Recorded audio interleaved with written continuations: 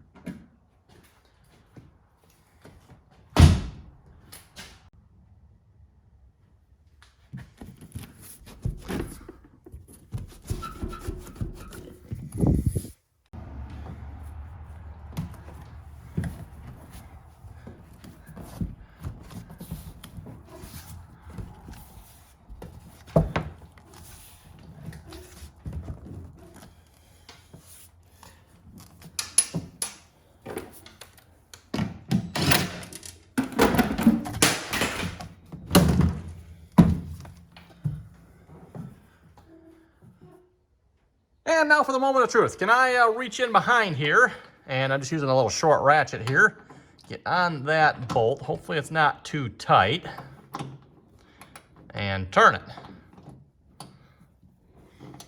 Oh yeah, it's turning. This might take a minute to loosen this here. Now it occurs to me getting it back on here might be a bit of a problem. I'm not sure how that's going to go yet. I haven't got that far, Let's get it off first, then we'll figure out how to get it back on. Or maybe I should figure out how to get it back on before I take it off.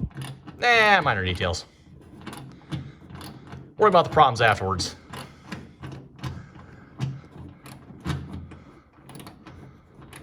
Hopefully that's the right bolt.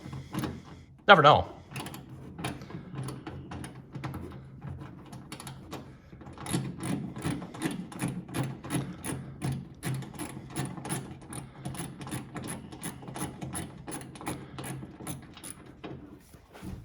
Voila.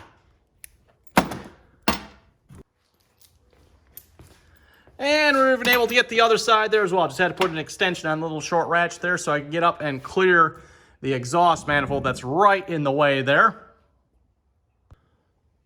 Next, the 4 bolts in the cab here. Seems like I've had this off quite a bit. Well, it's coming off again. And the other side.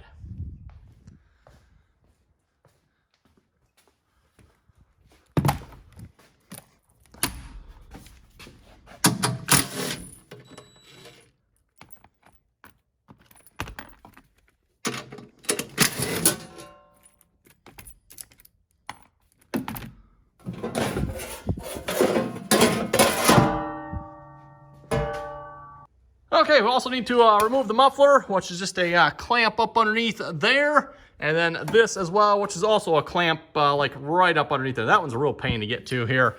Actually, sometimes I think it's easier to get through it through the hole there. I don't know if you can see it right there, but yeah, that one's a real pain to get to.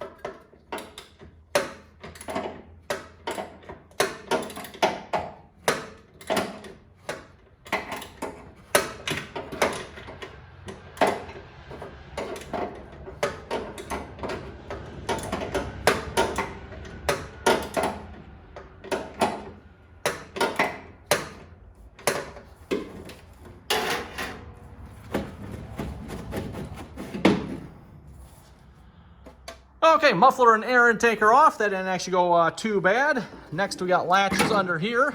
Just pull that out. That should be unlocked. Oh, you can see it came up already. And then same thing on this side. There we go. Should be ready to take it off. Oh, yeah, that's right. Need to pull those and the fuel off as well.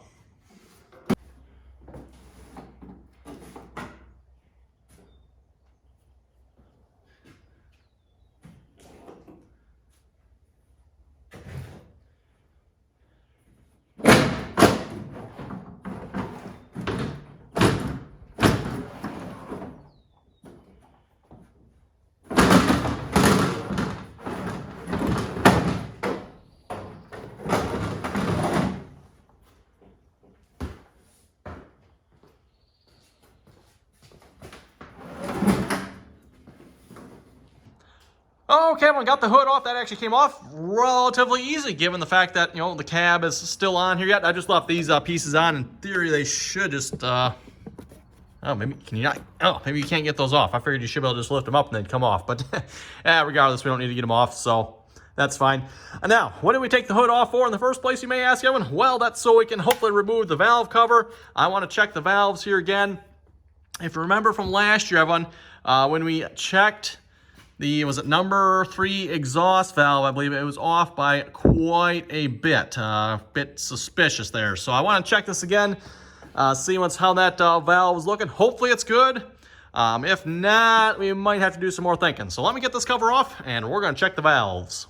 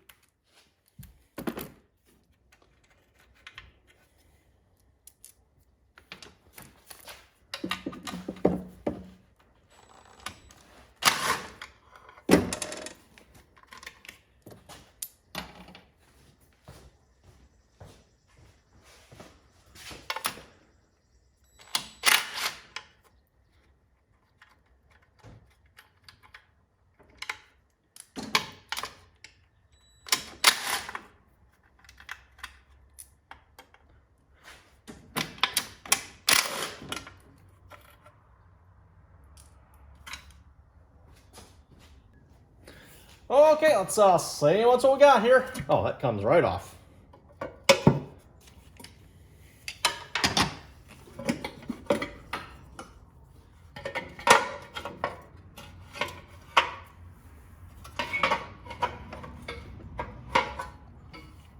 Looking nice and clean in there. That's good. Okay, now we need to get that pin out there. Spin the flywheel over till the pin lines up with a hole in the flywheel, and check whatever set of valves it lines up with here. Looks like that one is closed at the moment there. So that's the one you're supposed to start with. But like I said, we'll have to check and make sure that's in the right spot. And again, I think the one I'm most interested. Oh yeah, I can see that already, everyone. No, that's. What is it? 14,000, 18 thousandths? That's more than that's definitely more than 14 or 18. So okay, yeah, I know we already got a problem, everyone. I can see that already.